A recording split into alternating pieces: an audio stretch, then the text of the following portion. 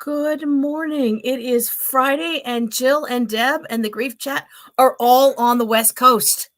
We Oh my are. goodness, we're on the same coast. I know. We're still And 1,000 miles apart, but same coast. it took a while. Yesterday I go, Friday. Oh, I need to be on at noon. No, you'll miss it. You're on the West Coast.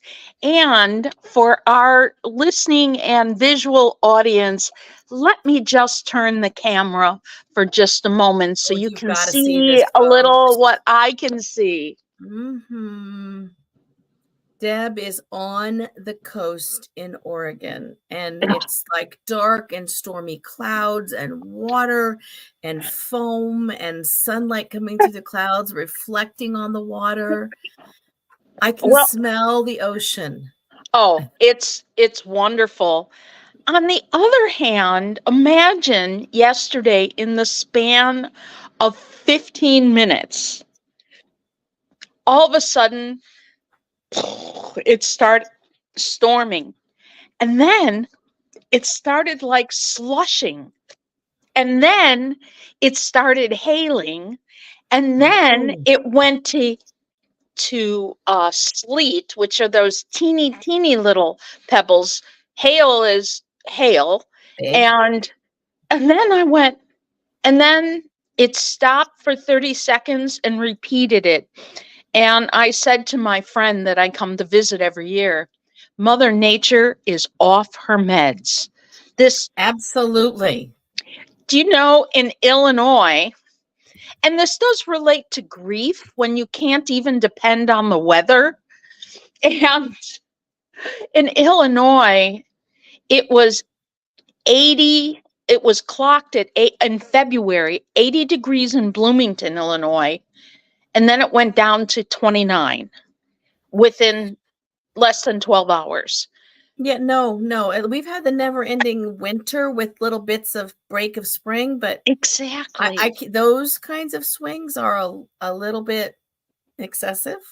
Well, that's where I And there were said tornadoes in Illinois yesterday. there were 11 tornadoes in Illinois. And March is usually Illinois Preparedness Month because this is, people fly kites, people do that. I grew up flying kites, and there is a certain joy to sing "Let's Go Fly a Kite." It is really it's a really great childhood memory. And you're on the right beach for it normally, but you're gonna get hammered this next day or two. Yeah. Yeah. For those who don't know, in Northern California, the Sierras are going to be getting about 10 to 12 feet of snow in the next 24 hours. Southern California is only going to get an inch of rain, and for that, I am very grateful because we are super soaked. Mm-hmm. But we are going to have enough water in the lakes and rivers to support us for a little while. Yeah, isn't that interesting how when you think you're losing something by the consistency of comfort, let's put it that way, the consistency of comfort, and then that's gone. People who are very resilient can look at it and go, oh, and here's the other thing that we get. And with grief, you don't try to do that with people till they're ready. You'll see the cues. I just want to say last Sunday, I said, well, sometimes you got to bring therapy to the people. You have to bring. You do. So for one who has said the wrong thing at the wrong time many times in my life, I brought Does a Bear Poop in the Wood and other biblical and spiritual cliches that help her heal, help her hurt, or hurt or help. Yeah, that's what I did for my talk. And it was a lot of people learn stuff, from a unity and a couple other things, religions, they want to sound so positive, and that's Mm-hmm. not always the best tactic. So, as I even said to Jill today, well, it's a little weird out here, feeling like a sense of loss that I can't walk on the beach as much or not comfortably. Mm-hmm.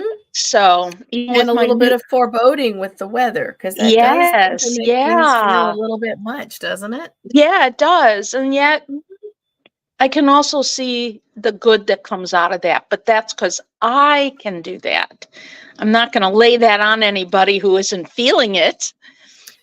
Hey, Deb, why did we name our show Humor, Grace, and Grief? Do you remember Well, that discussion we had and what we said why we wanted to include those other two components? yes, because they're sort of like shock absorbers. The humor, although my own personal therapist had said, Deb, stop making jokes while we talk What? about this serious subject, because everything was a joke, so I could avoid. But, Mm-hmm. when you laugh, you actually, to do the act of laughing, just the laughing part of a response to a humor stimulus, when you laugh, you actually have to breathe out and breathe in and breathe out. So it's breathe out, ha. You have to replace that in, and then you have to breathe out again. That little act of laughing puts it resets your central nervous system. It does. That's why we do lots of breathing exercises. So we thought about the laugh, but what's the humor? Humor gives you perspective. So Mm-hmm. in that moment, grief is about perspective at the time. And the grace is out of nowhere. You feel better for a second, a minute, 30 seconds. It's a relief.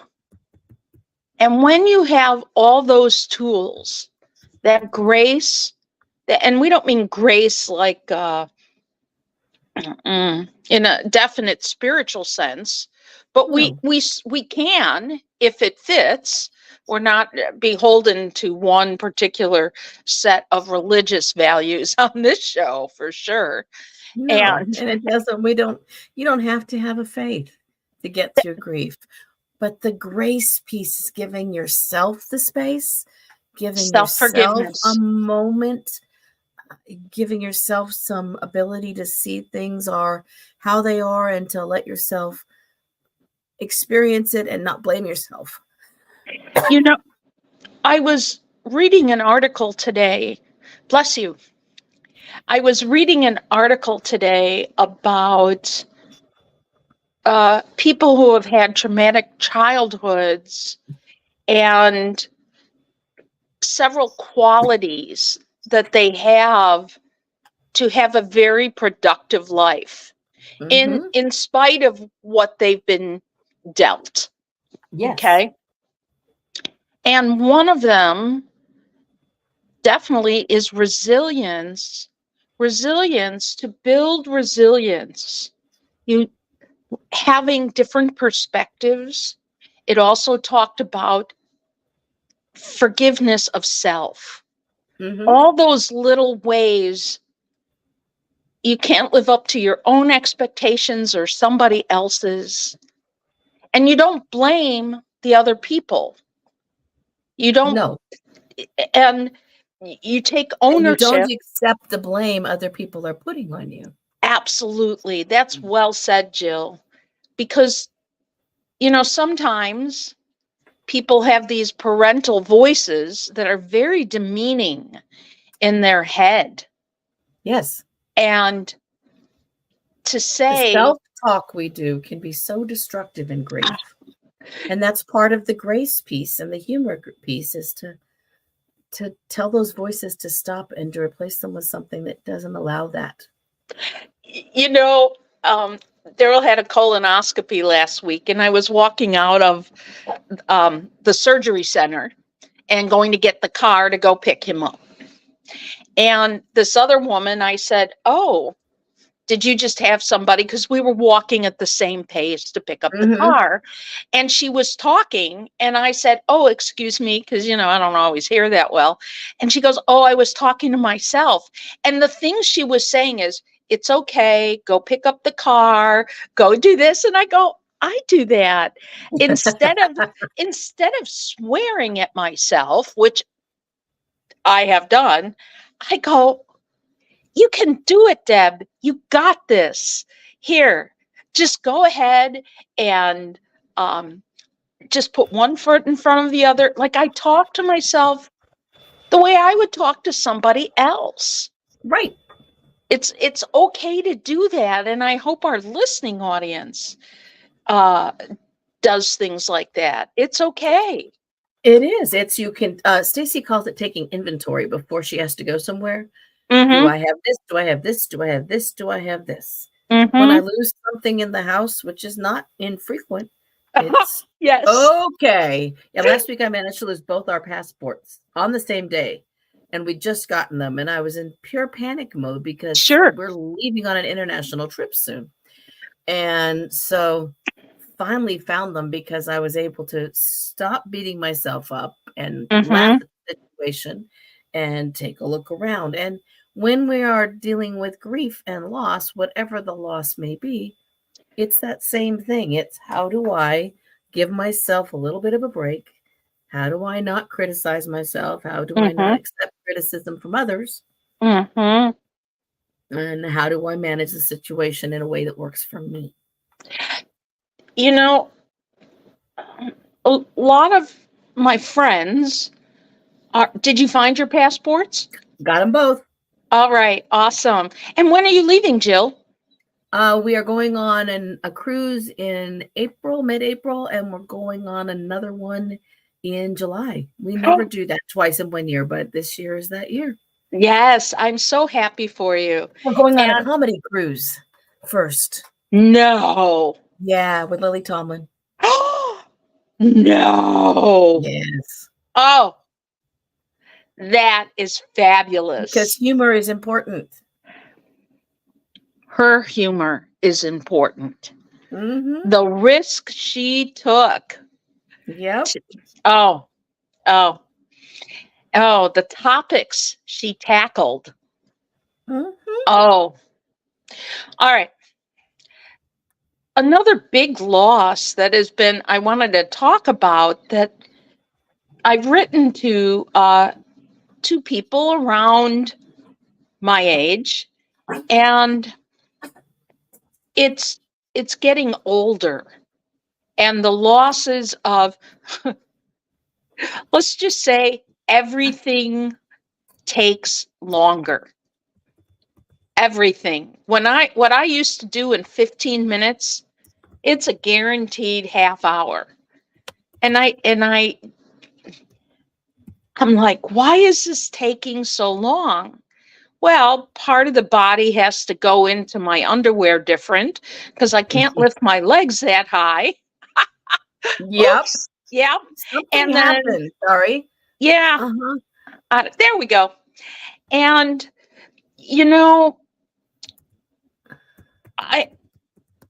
I'm the perspective I'm using for getting older is sort of like, oh my God, I'm going through puberty. Things are changing. Ugh. Instead of getting breasts, I have these other weird things. That's the best way to say it. Instead of, what's this pain in my hip? I've never had a pain in my hip. What do you mean? Do I have to think about standing up? Yeah, for 15 minutes, not moving. Right? Mm-hmm. Yeah, and things like that. So it requires humor, grace, self-forgiveness, and you know what? it is a grief. It's definitely a grief to acknowledge that things are changing, that the glasses have to get stronger, that you might need something to walk with, right? Hearing Right. test coming up for me, all that kind of stuff. The DMV just sent me a notice saying, here's your last license. Next time you have to come in and take the special test, right? Oh, So yeah, because California starts early. uh-huh. Got it. Got it. So it's that you can look at it as all grief, or I look at it as I'm still here. You know, both of us live with chronic issues. Mm-hmm. And I'll tell you, every day I go, I'm still here. And Yes. it's not a challenge to be taken out. It's like I'm grateful.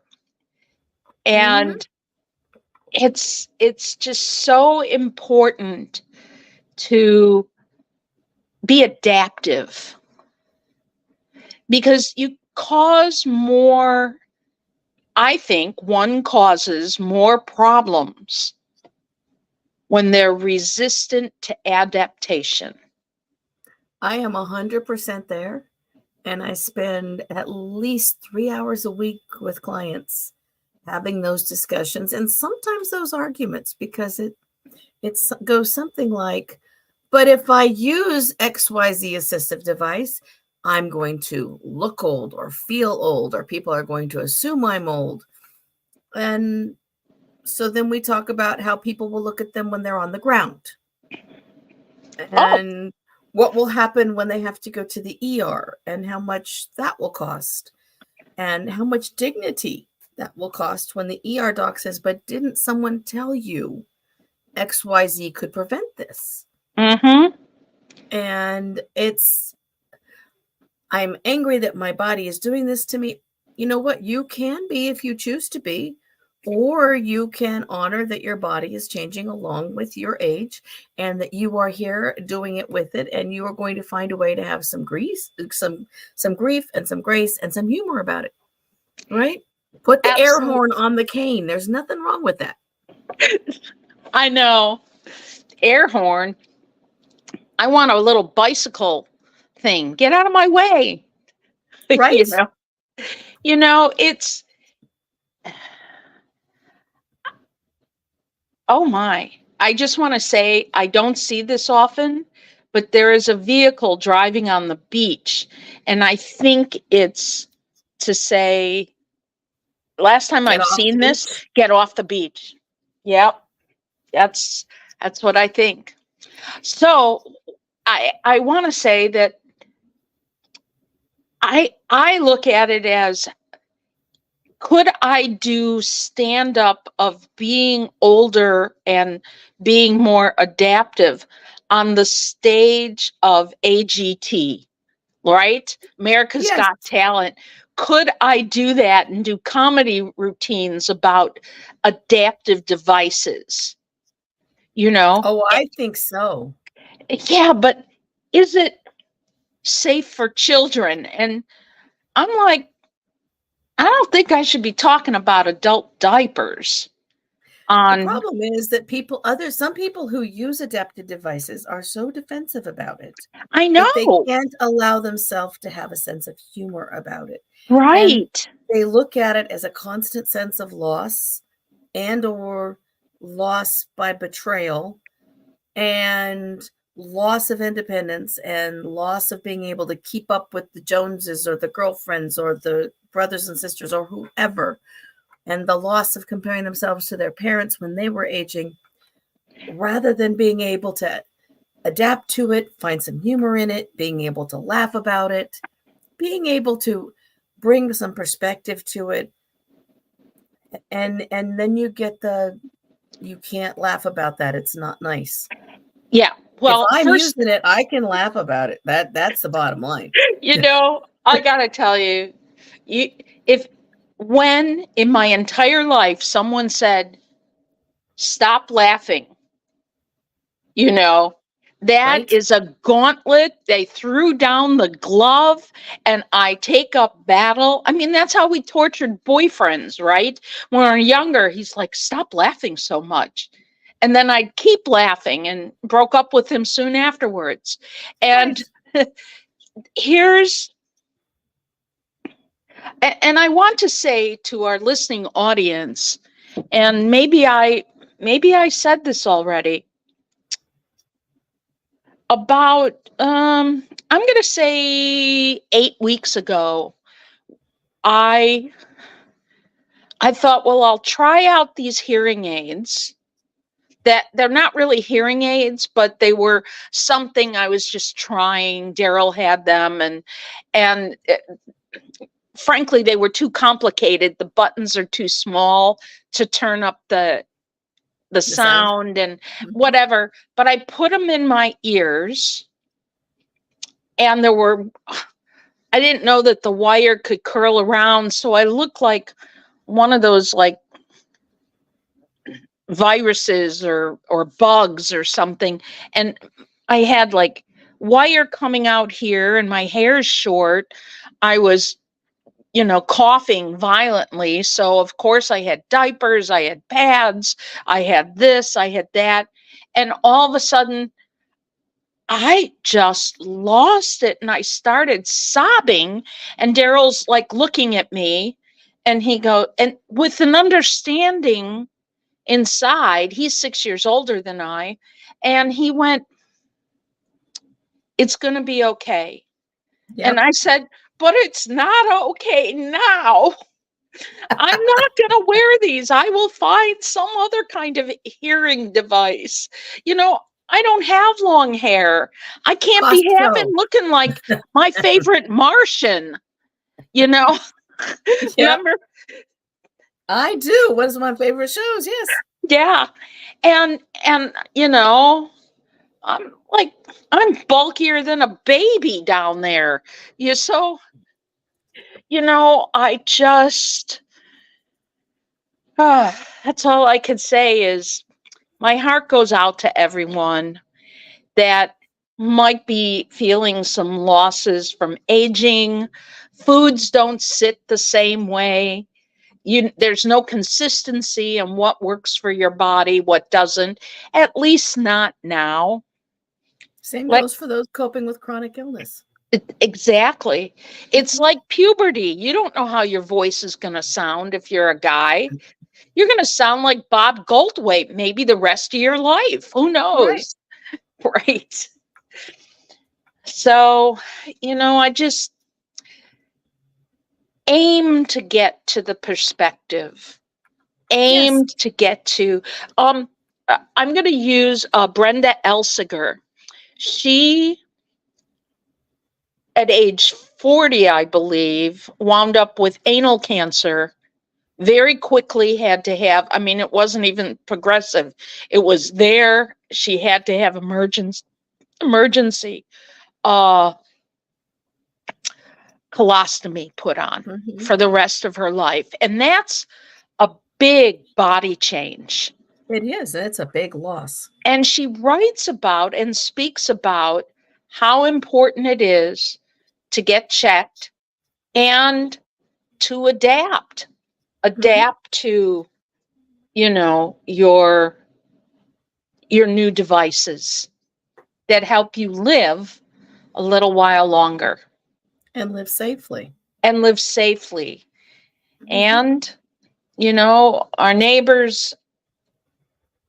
our neighbor's mom, when she was 79, 80, had to get a colostomy bag.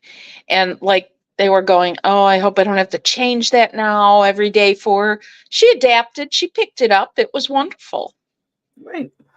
Right. We're in the middle of doing some improvements in our backyards, ourselves and the neighbor next door who just moved in to my mom's old house. And my parents had adapted it for handicapped living, but one part of the yard didn't have any concrete. And she finished the job. So she's got now a path all the way around the entire house on the exterior. And she's like, I'm ready for walkers. I can't. And she's getting ready to go walk that long 150 miles in Italy or Spain or wherever that is. Oh, the El Camino, and it's She's going to go do the El 250. Camino. Oh, she's going to go do the El Camino. She doesn't need a walker, but she's adapted the house to be ready for it, right? Because at some point, we're all going to need a little bit of help with navigating. Absolutely. And so there's humor in that, and we can laugh with it now, and we can enjoy the changes. And at some point, it'll be worthwhile because it'll be necessary. Absolutely. Absolutely. It doesn't have to be a loss. It can be an adaptation, and it can be humor.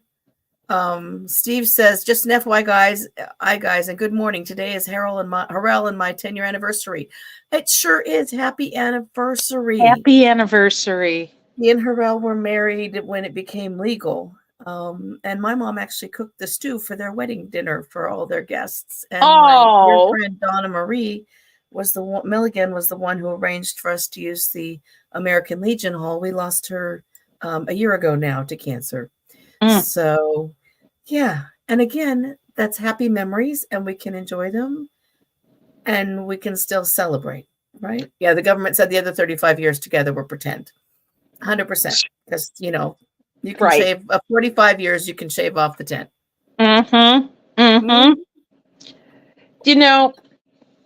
The woman that I'm visiting, Jeannie, her and her husband Harold were my dear friends since 1980, and I come to the coast to be with her. Harold died 10 years ago, and she talked a lot about, yes, I know he's dead, and we still have a strong relationship. I just love how she's adapted to that, to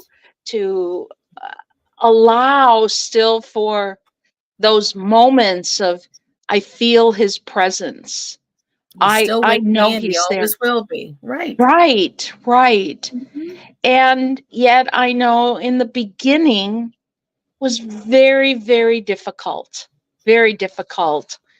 So I can attest to that. Yes. You lose a spouse, it is hard. Stephen knows that as well. But you do learn to put it in perspective and to keep them with you and to honor them and to talk to them and to occasionally give them a good cuss out if necessary for not being here for the hard times. Right? Yes. Yeah. Yes. I'm in favor of cussing out dead people.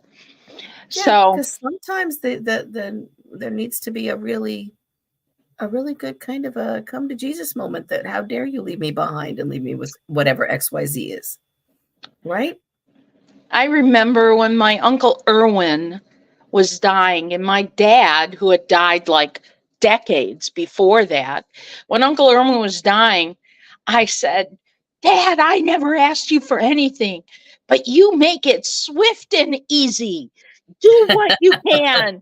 I want you to do this. And I was really grateful. He didn't suffer very long. He didn't actually have to suffer at all. So that was as it should great. Be. Yeah. So you are on the coast. When are you going to return to the Great Plains, and what's coming up in your world? Well, at Sunday, I leave Lincoln City, the coast, to drive up about 100 miles to Astoria, which is, I love Astoria. It's gorgeous, and my other friend lives there. But don't go on the bridge. We've talked about this. You've told me that story, and yes, I have no problem on the bridge. But I know, Jill, I think about you. So, yes, Jill will have to tell that story sometime. So, I am going to go there, and then I should hopefully be around next Friday. The only way I wouldn't is if Mother Nature and airplanes do not coincide and coexist. If it doesn't work well, then I'll take it from there. That'll be I just know. fine. Yeah, I hope you have a wonderful rest of your trip. Thank you. And I am going to Italy March 31st. Oh my goodness, lucky you. I thought I might have said that, but I might have held off. You did. Deb's out of here before I am. What do you know? I'll tell you more later. So, alrighty. So we'll let be me say arrivederci. Arrivederci. Have a wonderful time. Be careful in the big storm today. Don't go out when it's lightning, and don't touch the water when the lightning's coming down. We're not as adapted on the Pacific coast to lightning. Yeah. And our homes are not as grounded. Bye, everybody. Have a great week. We will see you next week. I'm working on a guest. If that firms up, I will let you know. Talk to you later, everybody. Bye. Thank you. Bye, everyone.